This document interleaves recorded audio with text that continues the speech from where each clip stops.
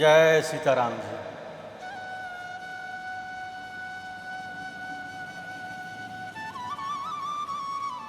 परमात्मा चेतन पदार्थ है, दिव्य पदार्थ है, अलौकिक पदार्थ है। हमें तो उस तरफ ही देखना है। ये दो बातें एकदम प्रत्यक्ष है। दो बातें क्या प्रत्यक्ष है? एक तो है हमारा शरीर और शरीर में एक आत्मा।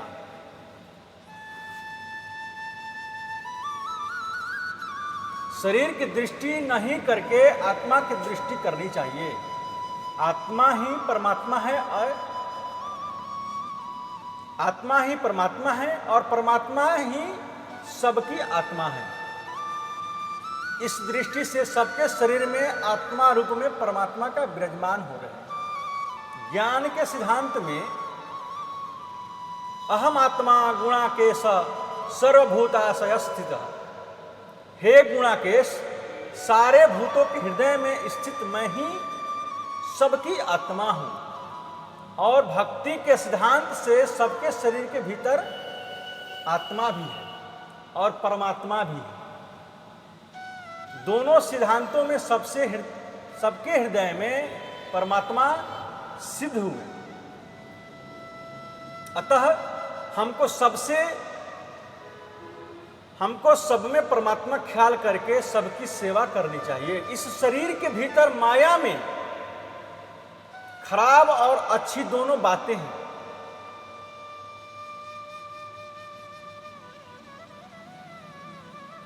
इनकी तरफ हम लोगों को ख्याल नहीं करने चाहिए। सतोगुण अच्छा है और परमात्मा तो तीनों गुणों अतीत, दिव्य, अलौकिक और भी उच्च कोटि के हैं। एक नंबर की बात तो यह है कि हम सब में परमात्मा बुद्धि करें। दो नंबर की बात यह है कि सब में परमात्मा बुद्धि न हो तो सब में आत्म बुद्धि करें। और तीन नंबरी बात यह है कि सब में जीव है, यह बुद्धि करें। जीवों की सेवा करना भी बड़ा उत्तम काम है और ईश्वर की सेवा करना उससे भी उत्तम बात है। और ईश्वर की सेवा करना सबसे उत्तम बात है। जीवन की सेवा ही ईश्वर की सेवा है, यह बात माननी और भी उत्तम है। सबकी आत्मा ही परमात्मा है, यह समझकर हम नारायण का स्वरूप समझकर सबकी सेवा करनी चाहिए। यह बहुत ही ऊंचे दर्जे की बात है। और सबकी जो आत्मा है वह मेरी ही आत्मा है, यह ज्ञान का सिद्धांत है। इस प्रकार समझकर हम सबके हित में रत होंगे, जैसे अपने हित में रत रहते हैं। आत्मा सबकी भिन्न भिन्न है,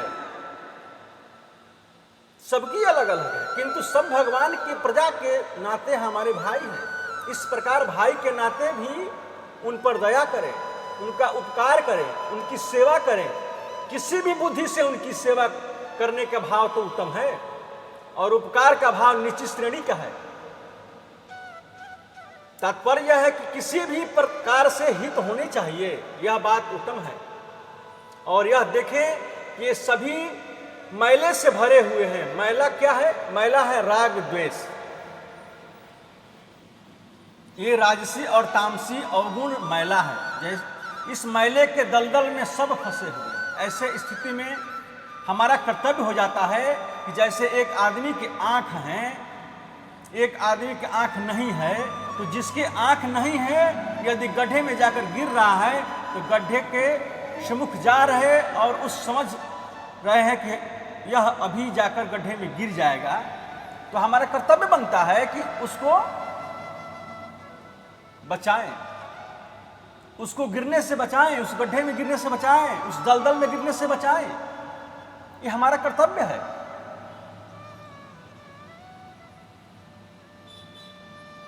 उस अंधे को सूरदास को बचा लेने और बतला दे कि भैया आगे गड्ढा है, उसमें तुम नहीं जाना, उसकी लाठी पकड़कर उसे वहां से हटा दे।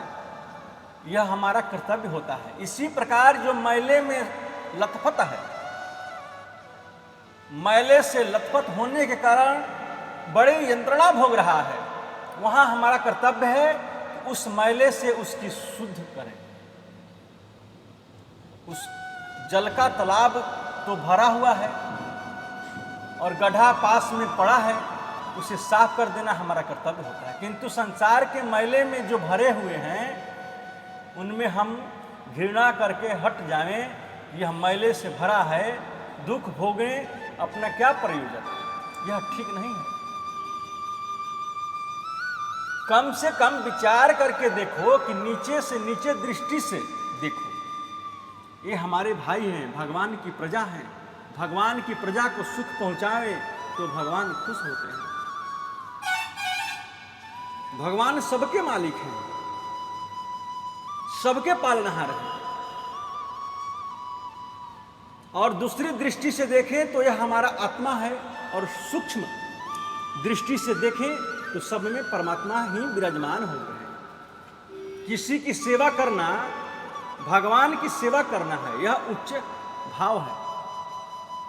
इस प्रकार उच्च भाव रखना, हम हर प्रकार से उनको सुख पहुंचाना, यह कर्तव्य आकर प्राप्त हो जाता है। दुनिया में जितने मत मतांतर हैं, इस बात को एक स्वर से सब कोई मानते हैं कि दूसरी की सेवा करना, उपकार करना बड़े महत्व की चीज है। इस विषय में कोई भी विरोध नहीं करता, यह सबका निर्णय होगा, यह सबका निर्णय किया हुआ सिद्धांत है। सबका उपकार करना बहुत ही उत्तम कार्य है। हर एक मनुष्य को अपनी शक्ति के अनुसार यथाशक्ति हो परोपकार करना चाहिए। जैसे यह बात बतलाई कि सबका हित करना अच्छी चीज है, इसके विपरीत दूसरी का अनिष्टा करना, दूसरे को दुख पहुंचाना, दूसरे का अहित करना, यह बुरी बात है। किसी से पूछ लो, बुरी बात ख्याल में आवे, उस मार्ग से कभी चलना ही नहीं।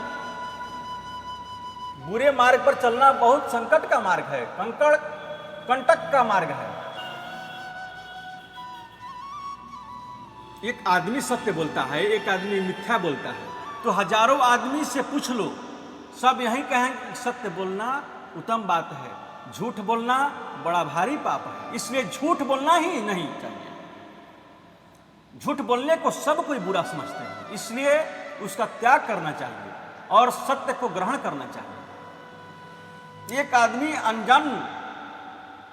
आदमी आजन्म ब्रह्मचर्य का पालन करता है और एक आदमी व्यभिचारी करता है, तो व्यभिचारी भी यही कहेगा कि ब्रह्मचर्य का पालन करना उत्तम है और व्यभिचार करना बहुत नीची दर्जे की चीज है।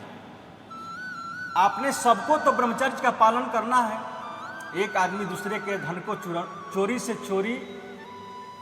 जोरी से, ठगी से किसी प्रकार से हड़पना चाहता है। दूसरी तरफ एक आदमी दूसरे के धन को लेना हराम, यहां तक कि छूना भी पाप समझता है। ऐसा त्यागी है। तात्पर्य है कि दूसरे के धन से परहेज रखना चाहते, चोरी जोरी ठगी तो दूरी रही, देने पर भी लेना नहीं चाहिए, ऐसी त्यागी है। और एक लोभी है, हर एक से पूछ लो कि दोनों में से कौन श्रेष्ठ है, सब यही कहेंगे कि त्यागी श्रेष्ठ है। इसलिए हमको त्याग सीखना चाहिए। इसी प्रकार एक आदमी अपनी मान बढ़ाई पूजा चाहता है और एक मान बढ़ाई पूजा त्याग करता है, तो पूछने पर यही कहेंगे कि मान बढ़ाई पूजा का त्याग करना श्रेष्ठ है, ग्रहण करना श्रेष्ठ नहीं है।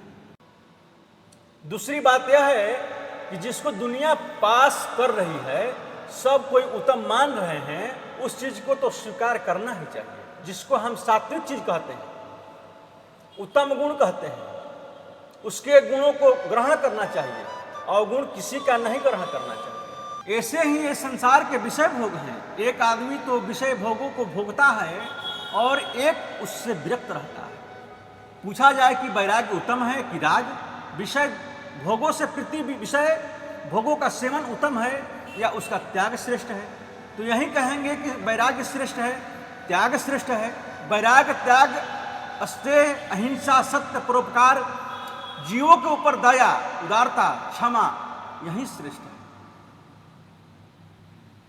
एक आदमी अपने प्रति अपराध करने वाले से बदला लेना चाहता है,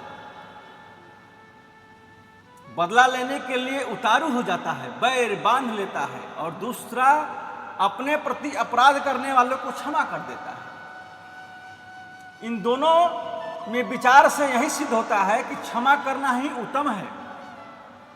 उसका अनिष्ट करना, उस पर क्रोध करना, द्वेष करना, ये सभी नीचे दर्जे की है। इन सब बातों को समझकर हमें दो विभाग करना चाहिए। उत्तम भाग दैवी संपदा बन जाएगा और खराब भाग आसुरी संपदा बन जाएगा। आसुरी संपदा का त्याग करना चाहिए और दैवी संपदा का सेवन करना चाहिए। जो सुख अवगुण करते हो वे ही कहते हैं कि भाई बात तो यह ठीक है, हमारे में नहीं घटी तो क्या हम क्या करें। इस सब बातों को सोचकर जो बात, इन सब बातों को सोचकर जो बात सब प्रकार से श्रेष्ठ है, उसी को स्वीकार करना चाहिए, उसका सेवन करना चाहिए, उसी को धारण करना चाहिए, उसी को अपना जीवन समझना चाहिए। यही हमारा असली उन्नति है, हमारा असली धन है। यह अपने स्वभाव का सुधार करना है। इसी तरह जो अपना उत्तम भाव है, अपने हृदय में जो निष्काम भाव है, श्रद्धा है, प्रेम भाव है, निष्काम प्रेम है, जिसको हम विशुद्ध प्रेम कहते हैं, वह उत्तम भाव है।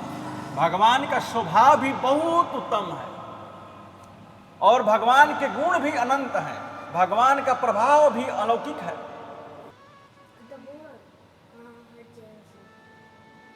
कहाँ जा रहे हो? प्रभाव और गुण तथा स्वभाव, प्रभाव और गुण तथा स्वभाव ये सब उत्तम होने चाहिए।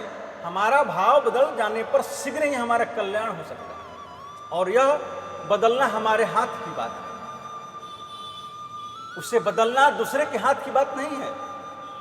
इसलिए हमें विलंब नहीं करनी चाहिए, अपना भाव शीघ्र ही बदल लेनी चाहिए और उसे हर वक्त कायम रखना चाहिए, उसे जागृत रखना चाहिए। मैंने जो बातें आपसे कही है वे सभी बातें उत्तम हैं, उनमें उपार्जन करने में कोई कठिनाई नहीं है, कोई परिश्रम का काम नहीं है। बस हम इतना समझे कि ये उत्तम चीज है और इसका उपार्जन करना बहुत ही सहज है। बुरे चीजों के उपार्जन में कठिनाई है। लोग कहते हैं कि बुरे चीजों बड़ी सुगम से प्राप्ति होती है, ये तुम्हारे में पहले ही है इसलिए तुम्हें सुगम प्रतीत होती है, और ये तुम्हारे में पहले से नहीं है इसलिए कठिन प्रतीत होती है।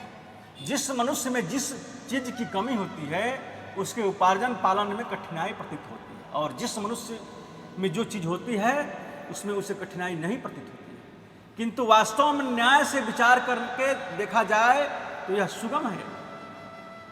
एक आदमी सत्यवादी है, कभी मिथ्या बोलता ही नहीं, और एक आदमी मिथ्यावादी है, वह दिन में सैकड़ों हजारों झूठ बोलता है। अब मिथ्यावादी को यह कहें कि तुम्हें हमारी गवाही देनी होगी और सत्य बोलना पड़ेगा, तो वह बोलता है कि सत्य बोलने में कोई बात नहीं है। आप कहेंगे जैसा कह देंगे। दूसरा एक सत्यवादी पुरुष है, वह हमारा संबंधी प्रेमी है, उसके पास हम गए और कहे कि हे भाई हमारा यह काम आ गया, हमारे लड़के की कैदी होने जा रहा है, आपको थोड़ा झूठ बोलना होगा कि हमारे घर पर उस दिन यह लड़का था नहीं, हम इस संकट से छूट जाएं। वे बोलते हैं भाई यह बात तो मुझसे नहीं होगी, हम अपनी उम्र में कभी झूठ बोले ही नहीं, हम कैसे झूठ बोल दें। इसके अलावा जो कुछ कहो 150 रुपये मदद का है, 1000 रुपये की मदद का है तो हमारे पास हैं, हम दे सकते हैं, परंतु झूठी गवाही नहीं दे सकते। यह मेरे लिए असंभव बात है। लड़के को यदि कैद हो जाएगी तो हम क्या करें, हम लाचार हैं। ऐसी स्थिति में झूठ बोलना सत्यवादी के लिए बहुत ही मुश्किल है। किंतु मिथ्यावादी के लिए सत्य बोलना मुश्किल नहीं है। सत्य का त्याग मुश्किल है और सत्य का पालन मुश्किल नहीं है। मिथ्यावादी के लिए सत्य का पालन थोड़ा कठिन है, किंतु सत्यवादी के लिए मिथ्या बोलना बहुत भारी कठिन है। ऐसे ही एक ब्रह्मचारी है, सदा ब्रह्मचर्य का पालन करने वाला है, और एक व्यभिचारी पुरुष है। व्यभिचारी पुरुष को हम कह दें कि तुम्हें को ब्रह्मचर्य का पालन करना चाहिए, तुम्हें हम सुविधा देंगे, तो वह कहता है कि अच्छा कोशिश करूंगा। वह पालन कर सकता है, कठिन होते हुए भी उतना कठिन नहीं है। किंतु ब्रह्मचारी जिसने कभी व्यभिचार नहीं किया, उसके लिए कहो कि तुम अपना ब्रह्मचर्य तोड़ दो, तो बोलेगा राम राम, यह हमारे लिए तो मृत्यु से बढ़ता है। उसका त्याग उससे नहीं हो सकता। ऐसे ही कसाई है, उससे हम कहें कि तुम हिंसा करना छोड़ दो, कसाई का काम छोड़ दो, इसमें तुमको कितना मिलता है? वह बोलता है कि 100, 2000, 100, 1000 रुपये मिलता है। मैं कहता हूं कि हम तुमको 5000 देंगे, दूसरा रोजगार तुमको देते हैं। इसके समझ में आ जाएगा कि ठीक है 5000 तो मिल रहा है, तो उसी वक्त छोड़ देगा। एक आदमी व्यापार में 5000 मिलते हैं और कोई कहे कि तुम कसाई का काम करने लग जाओ, तो तुम्हें और भी बेसी मिलेगा। यह कहेगा कि हमसे मक्खी नहीं मारी जाती, हमारे बाप दादा ने कभी ऐसा काम नहीं किया है। आप हमें 10,000 भी दें, हमें लाख रुपया तक दें, तब भी हम यह काम नहीं कर सकते। वह कभी ऐसा काम नहीं कर सकता, वह कभी ऐसा काम नहीं कर सकता है। यह समझना चाहिए कि बुरा काम अच्छे मनुष्य में होना कठिन है, किंतु बुरे मनुष्य के लिए अपना सुधार करना इतना कठिन नहीं है। मान लो यदि हम लोग बुरे भी हों तो हमें अपना सुधार करने में इतनी कठिनाई नहीं है जितना कि अच्छे महात्मा पुरुष के लिए बुरा काम करना कठिन है। इन सब बातों को मानकर उत्तम गुण, उत्तम आचरण को अमृत के समान समझकर उनका पालन करना चाहिए, और दुर्गुण, दुराचार, दुर्वासन, आलस्य, प्रमाद, भोगों को मृत्यु के समान, विष के समान समझकर उसका त्याग कर देना चाहिए। और सगुण सदाचार, ईश्वर की भक्ति, ज्ञान, वैराग्य, सत्संग और स्वाध्याय, इसको अमृत के समान समझकर इसका सेवन करना चाहिए। जय सीताराम।